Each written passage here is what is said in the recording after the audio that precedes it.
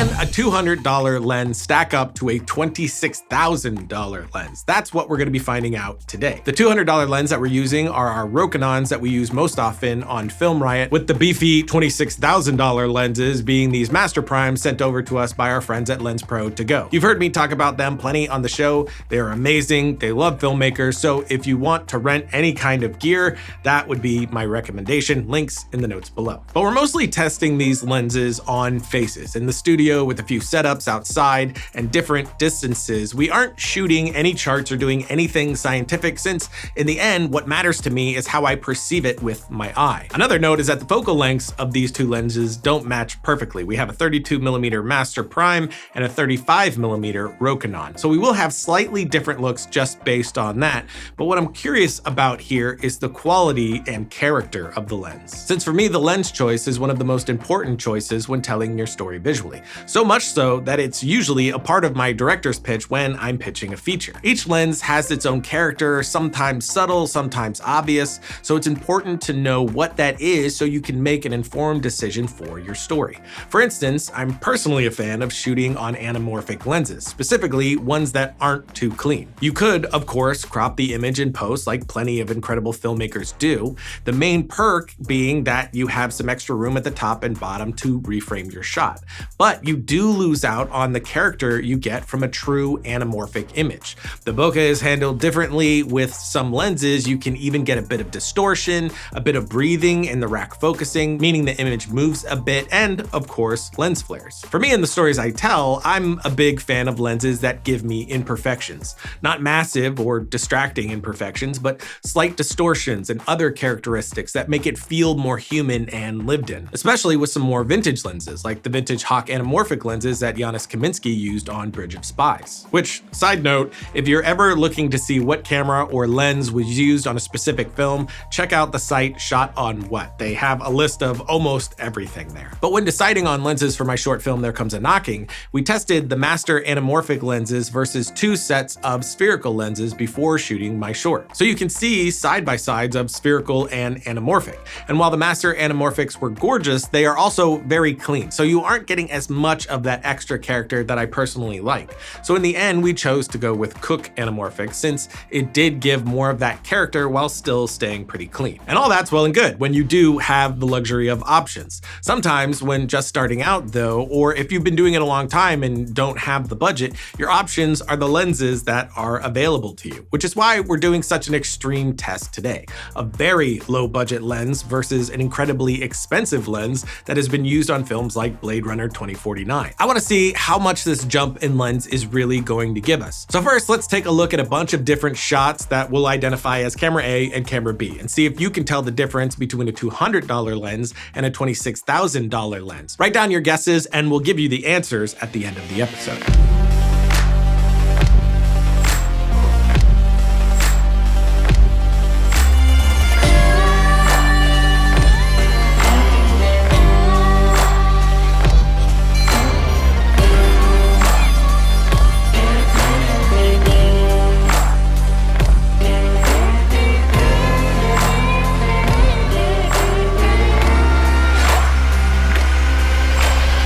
The first thing we did here was to set these cameras side by side to get as close to the same shot as possible. The angle, of course, is going to be a little bit different, but all settings in the camera, the lighting, and the subject's position are identical. And with our first studio setup, I was pretty shocked to find that these two are very similar. There are slight differences here, but the two lenses in a studio environment could definitely cut together if needed. If we add a bit of a grade, we can see something pronounced a little bit more. The Master Primes at the same stop do take in more light than the Rokinons. We can correct this to match better in post, but another difference, though slight again here, is the color. The Master Primes feel more true to color here, while the Rokinons are giving us a touch of a warm wash throughout the image. If we move closer to the subject, no longer side by side with the cameras here, just shooting different takes to match the angle individually, we start to see the difference with the focal length. From the 35mm to the 32mm, you are getting a pretty solid jump in the angle of view. Because of that, we're needing to move closer to the subject with the 32, which does elongate the face and make it feel a little more three-dimensional. So we are getting that difference in the close shots. Another thing we tossed in was a green screen shot, and as we've already seen, lenses do alter color, and the Rokinon specifically can have a purple edge on defined lines in some cases, so we wanted to see if there was going to be any difference in the workflow here. So we popped in a background, and while in the end we found the same subtle differences to be true, we aren't really seeing any difference in the quality of the key we can produce. The background we're using here did come from today's sponsor as well, which is Pond5. Pond5 is an absolutely massive resource for stock videos, photos, music, sound effects, After Effects templates, and 3D models. And these are all assets for artists created by artists, including their giant collection of over 30 million video assets, which uses their patented visual search to help you find whatever you're looking for fast. Their mission is to create world-class storytellers, and they're doing that through making how you pay flexible to fit whatever need you have. You can pay per item, save with credit packs, or choose a membership. Of course, all of their assets are yours to use anywhere for professional and personal projects across all platforms forever. And to top it off, you have a great collection of free assets that you can use right now. But better still, you can get access to all of their endless assets with 20% off your first purchase from Pond5 by using the link in the description below.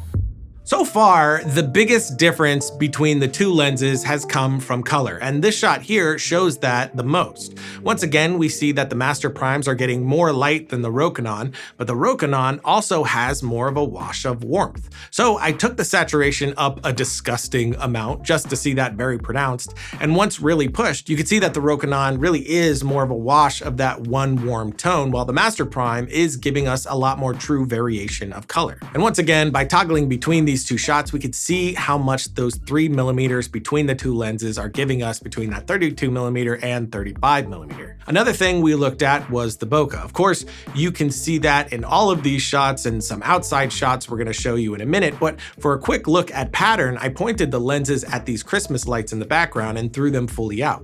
They both have a similar shape, however, the Rokinons do have this uglier pattern within that shape, while the master primes have a much cleaner bloom. But now let's go ahead and move outside to see the biggest difference that we saw between the lenses. With the sun in play, that really massive source mostly facing camera, we're getting a lot more fogging happening in the Rokinons where the master primes are perfectly clean. The Rokinon is also giving us a purple haze in the image. We could see that here on Justin's hat, which is one of my biggest complaints about this lens, that purple tone it can introduce in some cases like this. What's interesting is once graded, I do like the look the fogging is giving us from the Rokinon. However, I do not like that I don't have the choice, which means the control is taken out of my hands. With the master primes, I can put filters on the lens, I can add things in post. With the Rokinons, I'm forced into a subtractive process instead of an additive one, which is never a good thing. So for me, outside, there is no contest. The master primes destroy the Rokinon's performance and look. But even still, how close these two lenses are to each other in controlled environments is really shocking. With some of our setups, we absolutely could cut these two lenses together and no one would have any idea. Now, am I saying the Rokinons stack up completely? Absolutely not. Though we showed that mostly these are subtle differences that we're finding here, those differences are really massive when you are pushing for a higher quality and control. And of course, the build of these two lenses are night and day. The master primes are built for heavy production, the Rokinons feel cheaper and far more fragile, prone to issues, but the Rokinons still did hold their own overall, especially when considering such a massive price difference. So would I shoot a larger short film or something I intend for a big screen on the Rokinons? No, not if I could help it, but if I had to, I know I could get by. We actually shot our short Portal Combat years ago on these Rokinon lenses and some of Ballistic with them as well. So I know that they can make do, but the drawbacks are many and will become bigger issues when pushed for a big end result. So the other thing to keep in mind is your final intention. Are you going for an online platform like YouTube, smaller screens? If that's the case, I think this episode should be very encouraging in that if you don't have the budget, you can still use lower end gear and get really solid end results. And I'd imagine once we put these examples up on YouTube, the compression that happens there will bring these two looks even closer. But now, as promised before, here are the clips from the two lenses and the answers for each.